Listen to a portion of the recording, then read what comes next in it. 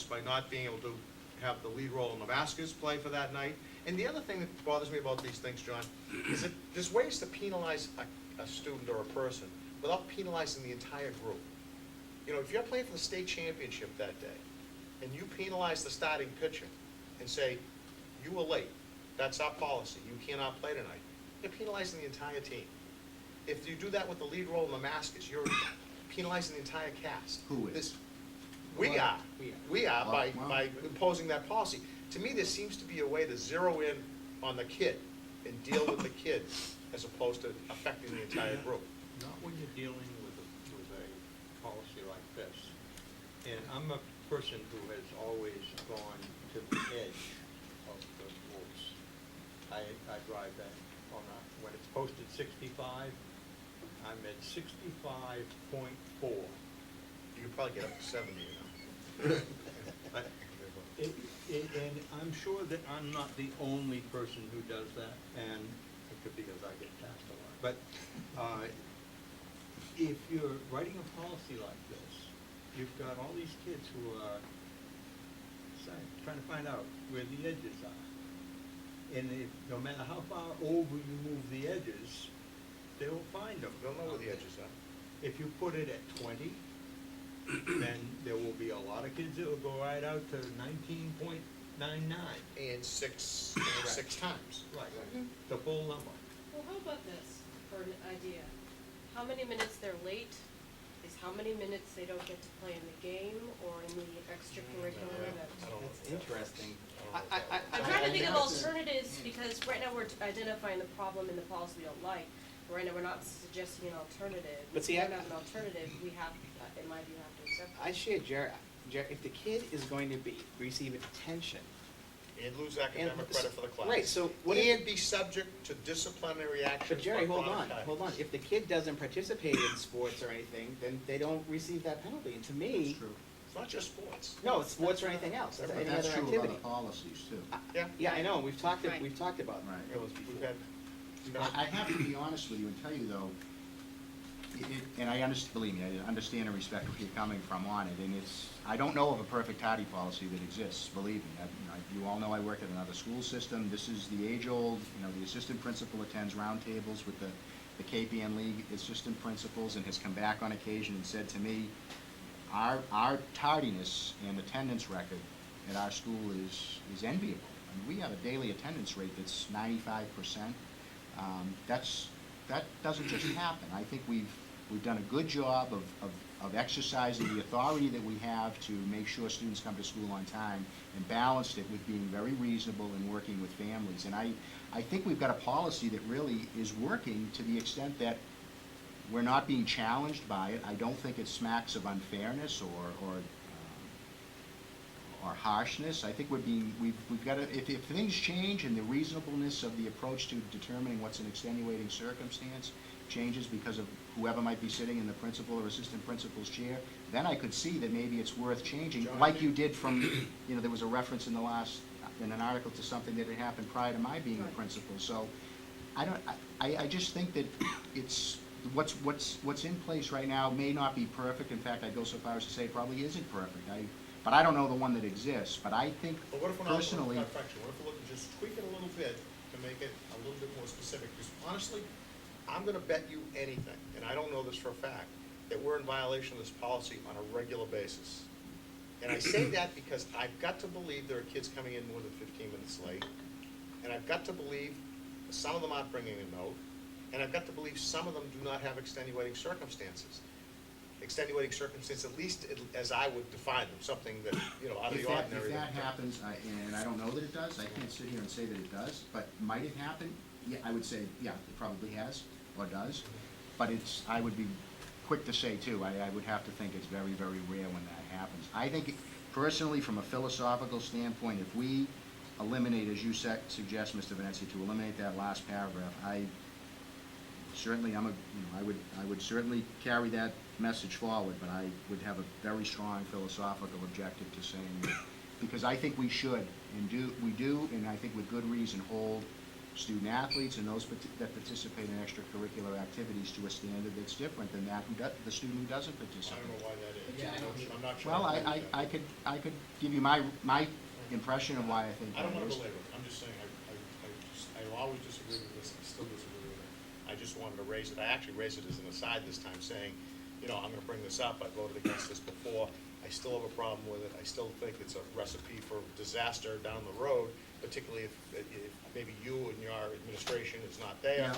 or even if you and your administration are there, you know, but I just, If I could, I just want to make it clear as to why I said what I said, because I don't want anyone to have the wrong impression. I say that I think the standard is different because of the participation being something that is not a right to the student. It's a privilege that we extend to them. Everyone has the opportunity, but there are certain conditions that you must abide by in order to remain active in that extracurricular activity or athletic. It isn't that we're setting a standard and judging someone as better than the other. That certainly is not at all what we're saying. What we're saying is that if you want to continue to participate, and if you want to demonstrate your loyalty to your team, that it's your responsibility not to let that team down, and it's not the administration who invokes what I think is a fair and reasonable policy.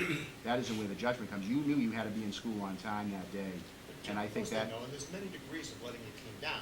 You could get caught drinking and Absolutely. kicked off the team, Yeah. or you could oversleep one day, get up late and go to school. I mean, there were, you know, Mhm. there are kids probably violating the law to get to school on time, and it's probably their own fault, but there are circumstances where maybe it isn't their fault. Or it is their fault, but it should be excusable, that's what I'm And saying. in either case, whether it's their fault or not, that's why I think, and I think it was Mr. Jervy that really pushed me on the extenuating circumstance piece when we came in, Mr. Rosemerick and I, a few years ago with some changes to this policy, and I think he was right, that that's where it allowed us the flexibility and the judgment to be able to say that the 17-minute tardy once in the year, or, you know, as an example, might be a little extreme, but that to you, to make the point, is acceptable. Just, yeah, I need some clarification. It says, the fourth and subsequent tardies to school after 15, for all tardies to school after 15 minutes following the official start of the school day, the tardies will be considered unexcused except in the case of extenuating circumstances as determined by the school administration, period. Right. If my child is late beyond the 15 minutes and I send them with a parent note, am I not the authority? Does not my note excuse them? I think you need to keep reading this. Okay. It speaks to that point, I think, in the next sentence. All right, so in the case of extenuating circumstances, written documentation knowing the reason for the tardiness is to be provided by the parent's guardian. So if my kid is running out of the house and they're late, and I supply a note, and it's 17 minutes or 20 minutes, you have to abide by my note saying that I'm aware that my child is late. That's not what the. We should note that I before. That's not what the think we need to. policy I think reads. what's the reason? That's Okay, basically what that so is saying. then now you get to, as the administrator, Right. challenge the parent's authority based on a set of criteria that has been outlined and approved in this policy. And those are examples of excused absence with parental consent. Yes. Personal illness, death in the immediate family, oh, I'm sorry, I'm under absence. But you could possibly Item use the 6 same on list. Item 6 on 18, Karen? Yeah, page 18. Yeah, you're already, that's one you just went over. Oh, That's all right. absences. That's absences. So where's the There aren't any I think reasons it comes listed into, it's for under the whole attendance. attendance, under attendance rules and expectations, so it's I think- all under Okay, so one. it's not outlined here, so it, Well, I think it is, I mean, it's just under, it's under the heading of attendance rules and so Hold it on, covers, just it would find cover it. the excuse for a tardy. do you see them? Six Like A when through it's E spelled would cover the, I think, yeah, that's, I mean, those are 6A, examples okay, where we so would, personal illness, death in the family, unanticipated accident or family catastrophe, a religious observance and school-sponsored event. So let me try to yep, figure this in my mind. Mhm. A bus is full of high school kids, comes 20 minutes late, it's snowing like crazy, the bus was delayed, no notes, extenuating circumstances, you're gonna allow them all in class. correct. My son is right behind that bus, he's in a car, he drove to school, same snowstorm, same path the bus took, he's got a note from me. That's not on this list. I would tell you in that case, and I think your children would tell you this, those of you who have them at the high school, there are many days in the winter when I hold the tardy bell, and we wait until it's cleared out in the car. I mean, again, that's where we use our judgment to say, we're not gonna hold you to, because the weather that morning is, you know, something that we don't want you racing to get Right. here, or, you know, we just hold the tardy bell, and basically everybody's excused. Right. I mean, that happens on occasion. And that's a very obvious one. So, down the other end of the spectrum, is there are high school kids and they're not awake early in the morning, and they're all running out the door, as you know. They come into school half asleep. And I've just had an argument with my son, and we're having words, and he's delayed. And I know he's gonna be 17 minutes late, and I jot a note, please excuse Eric, we had an issue. Is that something your administration would yield to? It could, and when I say could, I'll tell you why. If we didn't know the specific reason why, and actually I can think of a very specific case where this happened, it generated a call from the parent, because the student was said, it's unexcused, you're late, you got the detention tonight. That generated a call from the parent then kind of explained, you know, what was going on, and so that's why I say it could happen that way. If the note didn't spell out what the extenuating, you know, what we determined was then the extenuating circumstance, but the phone call did, yeah, and then that's where the judgment gets made, and I know that happens on occasion. And But I if we know don't know you- it, we act on what we know at that point, you know. My concern is sometimes, I know you, so I would be perfectly comfortable explaining what happened in my I know house. what you're gonna say, you know? Some other principal is sitting there, or you're not there that day and someone else is in Yeah. charge. How much do parents have to divulge, and how much Mhm. of parents' authority, they're our kids. And if I say my kid is late, and I know where he was, and I am the authority over that child, you know, I don't want the school to fight back on that. Mhm. Well, I don't know that the parents should be able to excuse the child either, you know, necessarily, just because you don't know. But there's a lot of kids that leave the house, their parents aren't home either. I mean, look, I don't wanna beat a dead horse. I wish there was more flexibility on it, I really do, because I just think that it's a loophole, or it's I mean, I'm really willing to continue to look Ambiguity. at it with you all, or Dr. Troughton, and I'm really at a loss, because I don't know, at some point, I think there has to be a standard, and John, we're not. I'm admitting to you, I don't know what the perfect We're one not is. trying It's to hard. compromise the standard. We're simply saying that at what point do you draw the line on this type of a circumstance? I mean, I think perfectly good reason. You know, if he gets picked up every single day of the year by somebody to get to school for a ride, and the kid doesn't show up that day, or he shows up 20 minutes late, you know, hey, it's your responsibility to get to school on time, but, you know, you were waiting for a ride and it didn't show up. I mean, there's all kinds of things that could happen. You just don't, you oversleep. You know, You're right, you do there's it so once. many. You know, there's Some of many. you wouldn't believe. I would, yeah. You know what I mean, believe me. I know. I woke There up. are examples I could give you. I had somebody What do you come think to, was I really had about? somebody not show up for work on Saturday, and about 3 hours after they're supposed to be there, I got a call, and they called me, and I said, where the hell are you? What's the problem? He said, I thought it was Friday.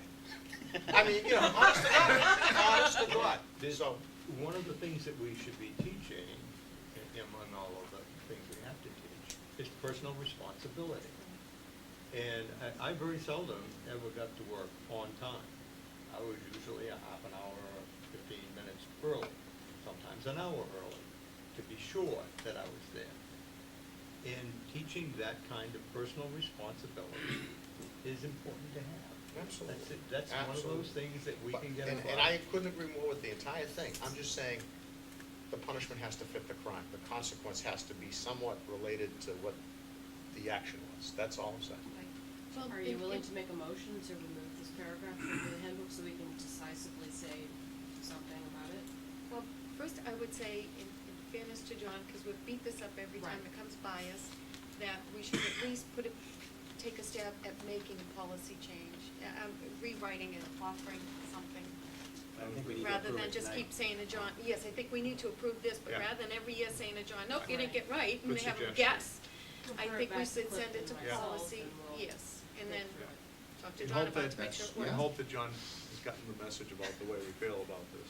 I do but have a question, I agree. though. I That's a good still think that you recommendation. can't set a time and you can't set a list of extenuating circumstances, but you have to put your trust in the administration Right. to know the kids and, But And if you that's- trust them, I trust them to follow their policy. So if a kid doesn't have a note, that's it, he's cooked.